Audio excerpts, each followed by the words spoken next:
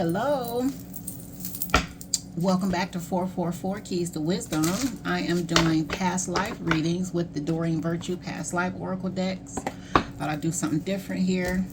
My spiritual community that understands past life, karma, reincarnations, life lessons, things that we carry over from other lifetimes that we still may have to work out in this lifetime. That's what this is for.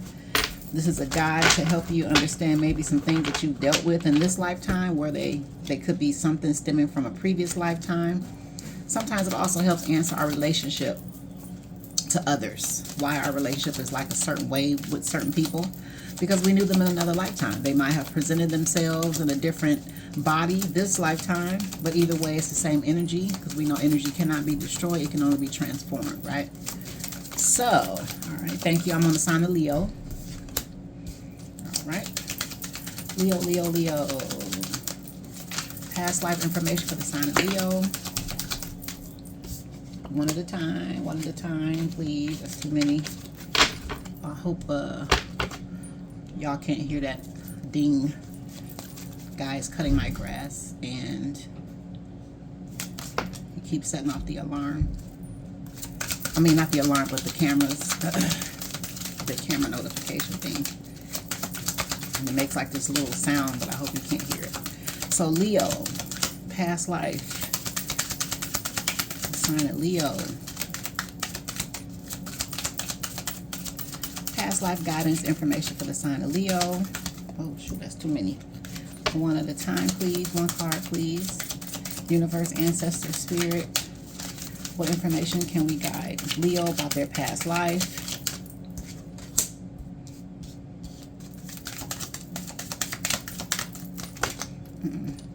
Too many. Past life, Leo.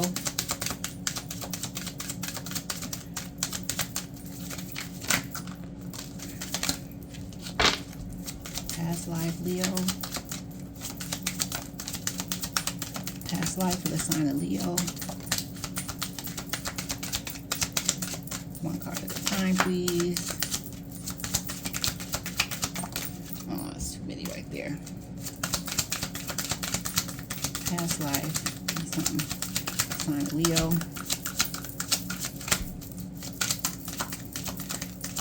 Past life, sign of Leo.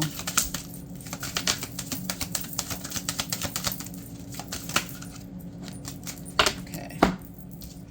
All right, Leo. Let's see.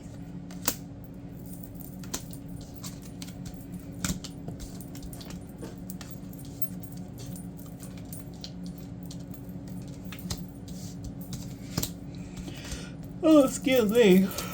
Whew. Could be a Leo out here needs to get some rest, get some sleep. Okay.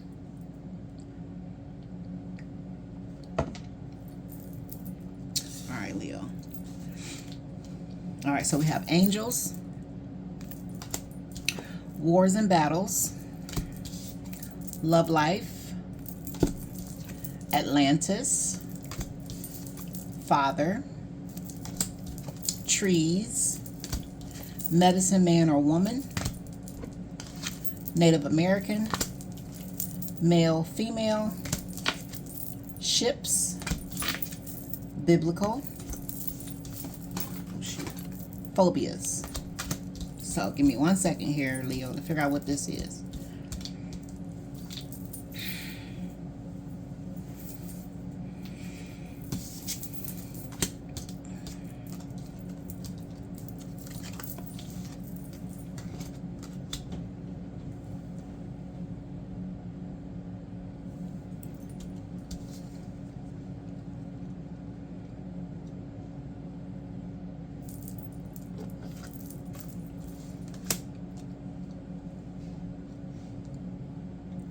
Okay.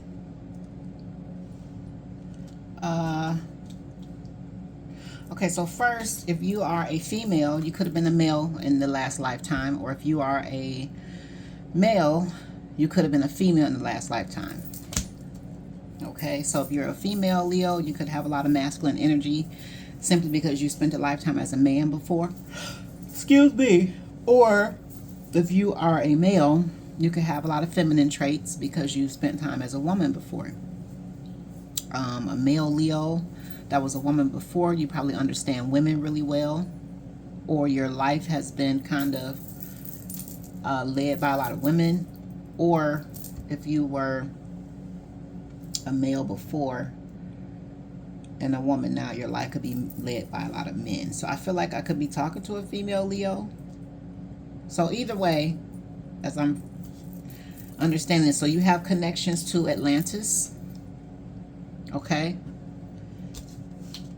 You are a starseed of Atlantis.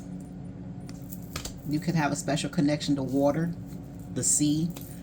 Something about water is calming to you. The ocean. The deep seas of Atlantis is where you come from. You spent time. You might have spent time as a fish. Who knows? But you have a connection and a bloodline to Atlanteans. Okay. Trees. You could have a special connection to nature, or this could also represent family, roots. Okay. Atlantis could have been one lifetime, the next lifetime something else, but you have a connection to Atlantis. So if you like water, pay attention to that. There's a reason why you like to be surrounded by water. You could like nature. You could like being outside. There's a reason why you like being outside, because we also have Native American. Okay, trees, roots. You have roots as a Native American, and we also have medicine woman, medicine man. When you spent your time as a Native American, like a full-blooded Native American, you could have been a healer. Look at that dream catcher. You could have been one of the Indian people in the village that healed the sick. The trees could represent herbs. You could be really good with plants, flowers, herbs. You could have been a person that made the concoction with herbs and teas to heal the sick. Made concoctions with herbs to ward off evil. You could have been the person in the Indian village, Native American village, to bless the babies. You could have made incense. You could have been a witch, and witch is not a bad word. You could have been a warlock, a medicine man, medicine woman. So you could have a natural inclination to those things in this lifetime, because that you were a master at that before. You could have been a doctor. You could have been what the Native Americans consider a physician. So when people need healing, people are sick, you just kind of know what to do, what to put together. You could be a very good cook as well. You could be the coldest when it comes to herbs and seasoning food. But it has something to do with your roots as a Native American, and you spent time, you were a medicine man or a medicine woman. You could prefer natural remedies as opposed to a lot of manufactured medicines. You could be a person that don't like taking medication. You prefer to drink a tea or make a tincture or something first. You prefer the natural way.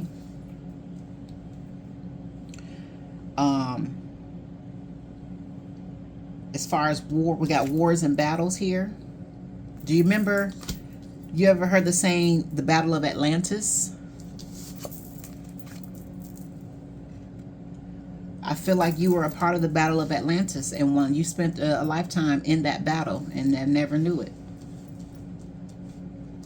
So you're definitely a fighter. You ain't scared at all. But you have a connection to the battles of Atlantis, the wars in Atlantis. You were in that war. You fought in that war. Or you were one of the physicians in the War of Atlantis that healed the sick, to get them back out there.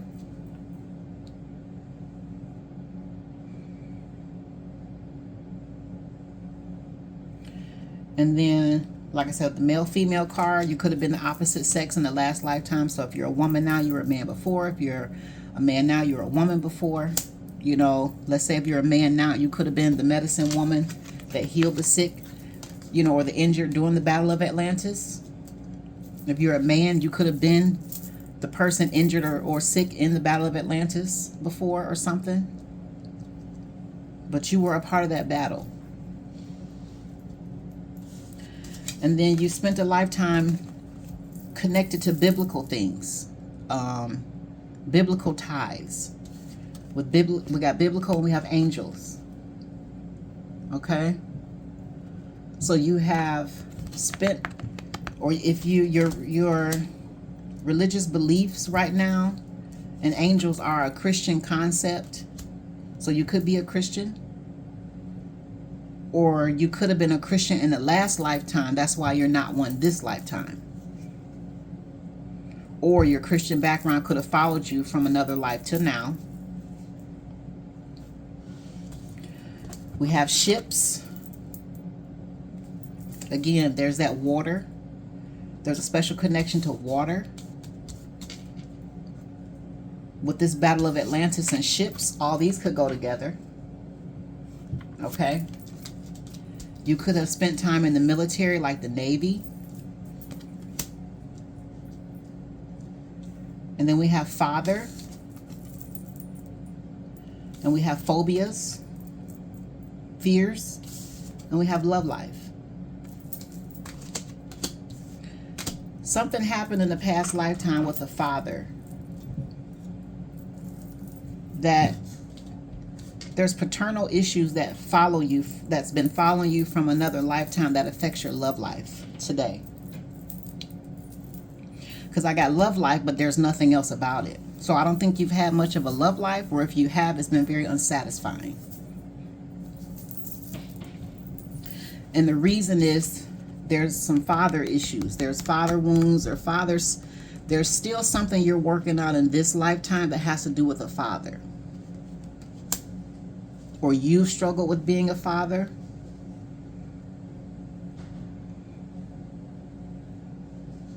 Maybe you want to be a father and you're not. Maybe you are talking to a Leo who's a male who does not have any children, and you've always wanted to have children.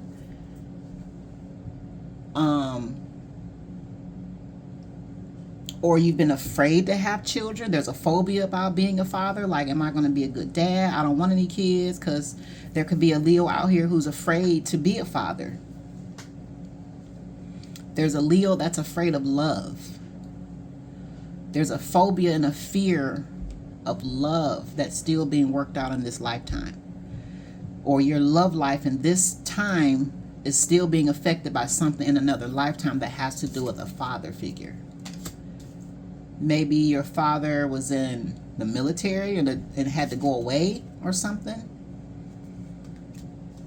There could be a fear of abandonment going on within your spirit, so it kind of affects your love life, and you have not been able to enjoy a full love life like you feel you deserve. You may have been like a daddy's boy or a daddy's girl in another lifetime, and he had to go away. And so that fear of abandonment is making you afraid. And so your fears possibly get in the way of your love life all the time. There's something with a father that's happening in your life that's repeating itself, and it's affecting your love life. Okay?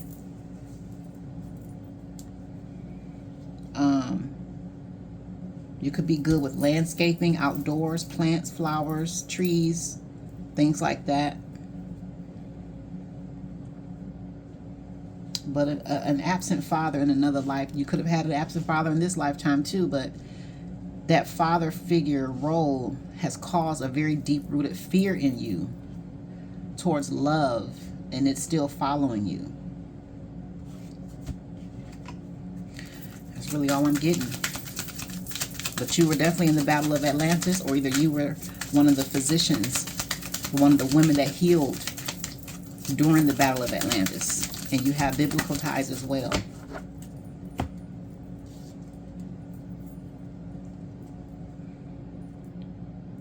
We have finances, spirituality, and religion. So there's the biblical and the angels. Because like I said, angels is a Christian concept, so that goes there. So you do have a religious background. After this, War of Atlantis lifetime, you died and came back again.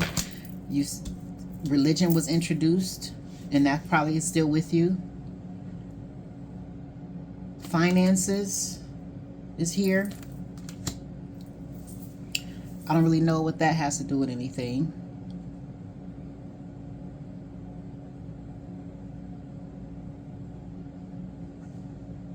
If you're having trouble with money or had trouble with money, it's because your belief systems about money is tied to religion.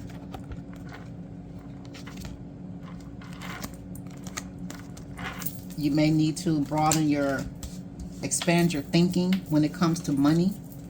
Your belief systems about money. If your money is slowed down or you're not seeing the full fruits, it's because, like, for example, for me to heal my finances, I had to let go of a lot of religious thinking towards money, that rich people are bad and money is bad. And people keep misquoting the scripture that says, you know, they'll say money is the root of all evil. No, the love of money is the root of all evil is what it says, the love of it. But then on the other token, why is it not okay to love money? We need money to survive. We need money to live. If your Bible is telling you be the head and not the tail, the lender, not the borrower, that means you have to have money.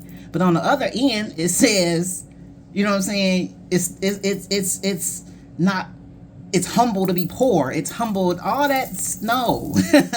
You have to let that's not, you have to redefine what it means to you. Wealth is not bad. Being poor is not humble. Being poor is not cool. It's okay to love money. It's the intention, you know what I'm saying? But if you take the money that's given to you and you don't give back, we have a problem. If you take money that's given to you and you use that money to hurt others, that's not cool. You're supposed to use your finance. Like, why is it okay for pastors to have money, but you can't? They're rich. It's not, you got to make it make sense, okay? But that's the whole thing. They don't want you to make it make sense. They want you to just follow, not question. Don't question spirit. No, use your freaking brain. Okay? There was a book of Mary Magdalene. I don't even know why I'm saying this, but there was a book that was written by Mary Magdalene. And it was everything that the consciousness of Christ taught her on the power of her mind. But the scholars removed that from the Bible because, number one, they didn't want women to think and know that they had that kind of power in their minds, number one, because, again, religion, especially Christianity, is rooted in a patriarchal system where men rule over women. So Christ conscious taught her how to manifest with her brain, your mind, and they removed that. All her writings that she left, they took that out. They didn't want women to know they had that kind of power, number one. And number two, they can't control you and your money if you know how to bring it in. If everybody is rich, then what's going to be left for us is the idea. So they didn't want people to understand certain things. So certain things was electively left out. I could be talking to a female Leo. The only two women that was allowed to be, their writings was allowed to be in the Bible were stories of submission. Esther and Ruth. But there were other women that had writings and scribes, but the scholars, the patriarchal scholars, purposely left that out. You got to do your research. You got to study. So there's something that's going on with somebody's finances in this lifetime that's affecting them because of your religious way of thinking about money. Your relationship to the money itself has to change. And that's a lesson that's been following you, whoever I'm talking to. So that's it, Leo. Hope you enjoy that. Hope that helped.